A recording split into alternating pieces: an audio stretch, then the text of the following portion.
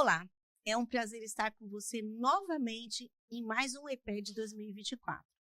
Estamos de volta para dar continuidade ao terceiro episódio do estudo do livro Verdades Imortais, aqui no canal Conhecer para Transformar. Entre lá, coloque no seu buscador YouTube Conhecer para Transformar e você vai cair direto no EPED 2024. São 21 livros ao longo desse ano. Para você que chegou agora, nosso protagonismo é Gregório e no início do livro ele se encontra desencarnado num lugar bastante ruim em função de, no passado remoto, ter contribuído com a formação da Igreja Romana e do que viria a ser o Santo Ofício, que perseguiu a revelação e os dotados de dons. Em sua última encarnação, teve a oportunidade de trabalhar pela restauração, mas nada fez, não conseguiu. Agora, recolhido e ciente do seu passado, ele começa a recuperar-se e a aprender sobre a necessidade de viver a lei de Deus através das obras, não adianta discurso, são as obras, preparando-se então para reencarnar e trabalhar pela ampliação e consolidação da doutrina do Cristo, que antes ele ajudara a corromper. Como parte do seu trabalho de aprendizado e preparação, não é? Parte do seu trabalho de aprendizado e preparação, começa então a acompanhar trabalhos práticos de recolhimento e auxílio, tanto a desencarnados lá no astral, como também auxiliando encarnados aqui na crosta.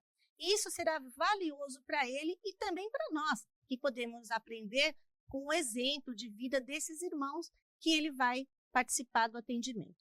Então, ele começa, esse trabalho, a gente vai ver um caso que acontece no astral. Então, eles vão recolher um homem que está doente, com múltiplos males em local trevoso, e ele pergunta para o servidor assim, mas o que ele tem? Ele fala, olha, a medicina faria uma lista de doenças e de órgãos afetados, mas de verdade o que acontece são as ações criminosas e o passado cruel que ele teve que está se manifestando. E aí o servidor fala uma frase que é lapidar, ele fala assim, olha, a doença exterior aparece porque a doença interior determina. Os fenômenos teratológicos começam no âmago espiritual, refletem os desvios de ordem moral. E aí ele fala assim, olha, a gente vasculhando o histórico individual, a gente vai ver que vai aflorando as causas motivadoras. E ele diz assim, olha, a chaga íntima ordena a chaga externa. Então, olha que interessante, não é? Os desequilíbrios internos vão causar estados patológicos, tanto no perispírito como no corpo físico. Bom, então o homem é recolhido e eles levam esse espírito até uma sala onde eles vão fazer uma coisa chamada análise psíquica. Ou seja, eles vão olhar o histórico daquele indivíduo. Ele é colocado, então, na frente de uma parede negra, envolto em lençóis com uma substância medicinal, e ele era todo gemidos e dores, estava muito mal. 5 trabalhadores, então, daquela região, eles falam, olha, vamos esticar os braços, vamos fazer oração, e começam, então, a aplicar lá uns fluidos nele. E o que acontece? Por trás daquele fundo escuro, daquela parede mais escura, eles começam a observar uma fumacinha que começa a aparecer e que vai formando uma cena, como se fosse um filme, né? Vai mostrando uma cena. E aí, primeiro, eles veem aquele homem como um traficante de escravos, né? Comprando, vendendo, realizando longas viagens com ações terríveis. Na sequência, aparece uma outra vida, onde foi um clérigo em reuniões secretas, tramando a morte de pessoas como se fossem hereges para ficar com as suas posses. Olha só essa encarnação. Ele vem, ele é um clérigo, ele está ali num lugar privilegiado, porque ele está ali entre nobres e outros clérigos, tramando, né, contra algumas pessoas que eles acusam de ser hereges para pegar as posses.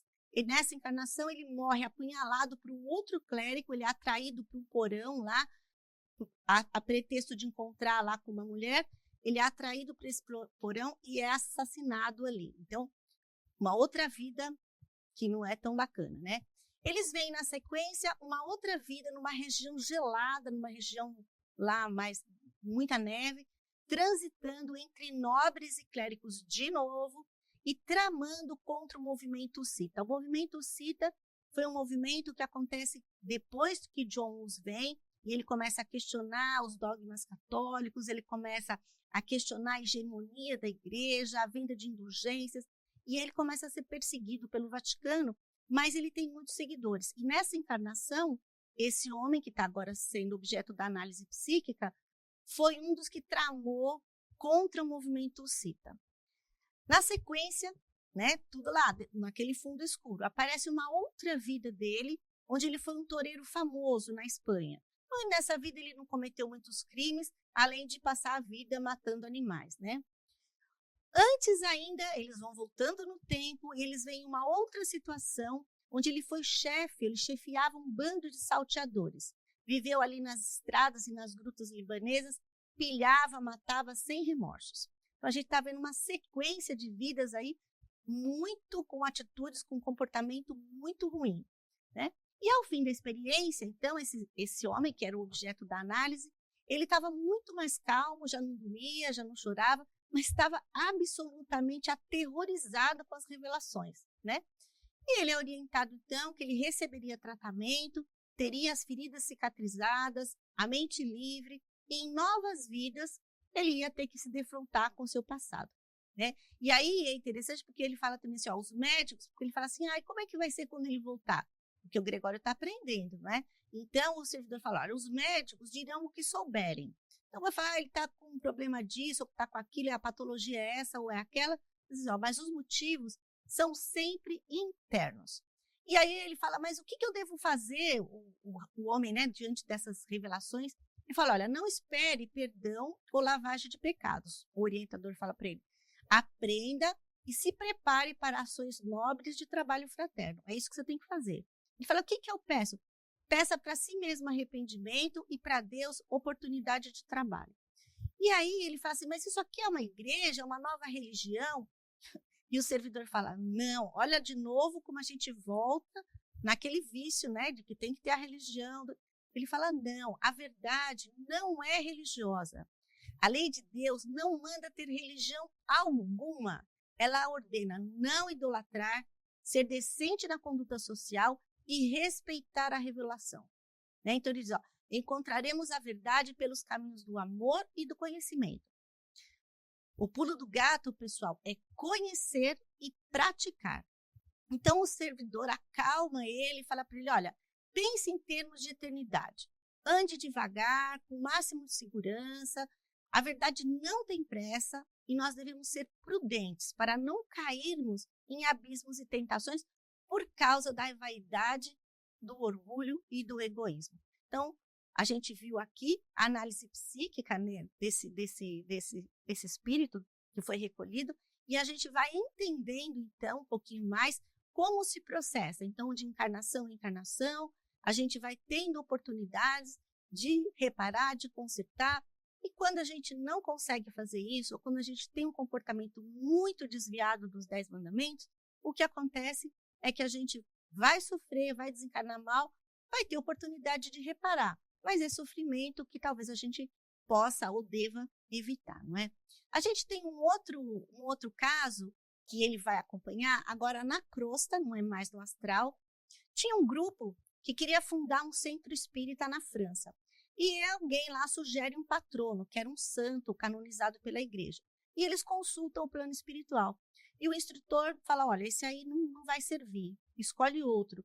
Porque ele foi um inquisitor do passado, ele já resgatou, mas ele ainda tem uma esfera mental, ele ainda se encontra numa esfera mental vibratória muito baixa. Ele ainda está muito falho de virtudes e muito cheio de vícios, né? Então ele fala, olha, esse patrono não vai ser legal. E isso é uma coisa, quando você for fazer uma oração, quando a gente começa um espaço de oração, a gente tem que fazer o quê? A gente tem que procurar um patrono que seja realmente um espírito elevado, né? Então fica combinado com os dirigentes ali daquele grupo que o plano espiritual ia encaminhar para eles trabalhadores e do astral que viriam mais médiums e isso ia fazer com que o trabalho florescesse e um tempo depois realmente eles visitam de novo o centro, veem que o trabalho prosperou, muita gente sendo atendida, muita gente aprendendo, né? E isso seria dificultado com aquele outro patrono, né? Porque ainda estava muito apegado a vício, à idolatria, né? Então, a gente vê de novo aqui, né, o quanto de prejuízo que a idolatria traz para os espíritos. E ainda ele fala assim, olha, quando o espírito é um espírito novo, que não tem muita consciência, é muito supersticioso, a idolatria não é legal, mas não faz tão mal. Mas quando ela se junta com o orgulho, ele fala, olha, orgulho e egoísmo e idolatria juntos cavam abismos. E aí a gente vai vendo o perigo da encarnação, né? Os cuidados que a gente tem que ter. Ainda na sequência, nós vamos conhecer agora um caso que vai nos animar um pouquinho, né? Você deve estar pensando, puxa vida, que difícil, né? Todo mundo vem e erra, faz bobagem, volta de novo para um lugar ruim. Mas a gente vai ver agora o caso do Alexandre. Eu diria que o Alexandre foi um vencedor, né? Ele era também um grande errado do passado e que saiu daquela região onde o Gregório estava, onde o servidor estava, né? Jogou mal com as liberdades individuais, teve que enfrentar um processo ressarcitivo pesado, mas quando ele voltou para a carne, ele venceu.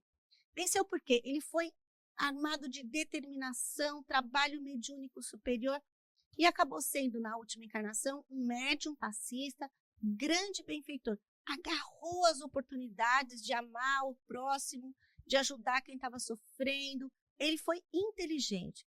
Recebeu adiantamento, né, em forma de oportunidade e não perdeu tempo. Foi um bom cidadão, foi um bom médium, ajudou o máximo que ele pôde. E aí ele fala, reencontrou o caminho do céu, enxugando as lágrimas do mundo, tratando as feridas, né? E achei interessante que ele fala assim, ontem, quando ele foi retirado, tudo presenciou. Olha que bacana, ele tinha desencarnado no dia anterior, né? E ele já assistiu, já estava lá no astral, sendo acolhido e tal.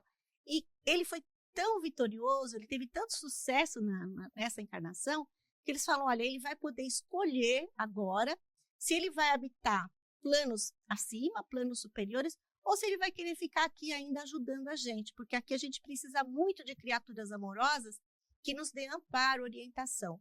E é legal que ele fala assim, olha, onde tudo mais pode falhar, o amor sempre tem o que fazer, avançando alguma ou até mesmo muita coisa. E ele diz assim, olha, diante de quem mais ama, todos se inclinam, todos se tornam irreverentes, todos se curvam quando o amor vem. Olha que interessante, não é? Então, porque a gente pode pensar assim, puxa, mas tinha alguém que não teve informação, ou que não sabe ler, ou que nasceu num lugar onde ele não tem acesso a essas informações da reencarnação, da imortalidade, mas é o comportamento, é o amor colocado em prática, que ele diz, isso é soberano, né? Isso é soberano. E aí o servidor fala para ele assim, olha, há muito para aprender com as análises psíquicas, né? Com a história das almas, seja com seus feitos favoráveis ou não, a gente vai aprendendo. E ele fala, ninguém vai atingir a iluminação sem ser através dos eventos da vida. Então, a gente está aqui no mundo e a gente vai fazer escolhas, a gente vai tomar decisões, a gente vai enfrentar situações, mas é assim que a gente cresce, né? E o Gregório, então, é convidado para assistir a análise psíquica do Alexandre. Então, o Alexandre vem, eles colocam ele de novo na frente, de novo não, né? Porque é outro caso, mas naquela parede escura que a gente tinha visto lá do outro caso anterior. E imediatamente, né, os servidores falam, os operadores entram em ação e a sala vai se enchendo de um brilho tão grande, tão intenso, que causa um certo pânico. E vem uma voz e fala para o Alexandre assim, Alexandre, concentra teu pensamento na luz divina, porque o mestre te envia seus raios de luz. Olha que coisa mais linda. E eles todos são orientados a manter a mente elevada e prestar atenção, porque depois eles iam ter que contar para os demais aquilo que eles viram, aquela experiência que eles tiveram. Eles ficam todos emocionadíssimos, mentalizam Jesus, e aí o Gregório conta assim, que eles são inundados por uma alegria na alma, uma coisa tão maravilhosa, porque está vindo das altas esferas, né? E ele fala, é tão emocionante, porque o Gregório conta assim, ele fala até o momento presente, e quando ele está ditando o livro, já passou muito tempo, já é 1957. Ele diz, até o momento presente, eu guardo a lembrança daquela sensação, porque quando eu estou fazendo uma ajuda, um recolhimento, ou quando eu não estou muito bem, eu me ligo com aquela emoção, com aquela energia que ele presenciou para ele poder fazer o trabalho dele, para ele se fortalecer, né, naquele trabalho. E lógico, no final dessa análise psíquica, o Alexandre também está extremamente emocionado, agradecido, todo mundo fica emocionado. Eles vão embora compenetrados, então, que o trabalho redentor é o trabalho fraterno, são as obras de fraternidade, né? É o amor transformado em obras que traz paz e ternura, né? E por graça, uma coisa interessante que o Gregório fala assim, puxa, mas ele não precisou rever, porque quando fez agora a análise psíquica dele, ele não precisou rever lá os crimes do passado, porque lembra que eu falei, ele era um criminosão do passado, foi recolhido, teve todo aquele tratamento, orientação, voltou e aprendeu e fez tudo direitinho, voltou assim, cheio de glórias, cheio de benesses. E ele fala, puxa, ele não precisou ver de novo aqueles erros lá do passado criminoso de séculos atrás. E aí olha o que o servidor fala, ele fala assim, em tudo há lei e justiça. Se é normal pagar até o último ceitil, também é normal nada dever depois de haver feito o pagamento, né? Haverá sempre um pouco mais de graça para aqueles que se arrependem profundamente e se propõem a resgatar as faltas através de atos de bondade. Então, o Alexandre, ele se entregou ao serviço mediúnico, ao serviço do próximo, se empenhou e realmente saiu vitorioso, podendo acessar planos mais gloriosos ou, se fosse o caso, ficar mesmo ali onde ele estava, auxiliando aqueles que necessitavam. Então, eu acho que desse episódio a gente pode tirar como lição, não é?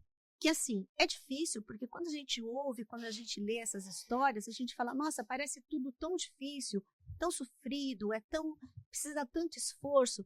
Pois é, mas é possível vencer e vale a pena o esforço, não é? Então, que nós possamos nos empenhar realmente em ter uma vida honesta, ética, com comportamento fraterno, porque realmente as recompensas são divinas. Eu te vejo no próximo episódio. Até lá!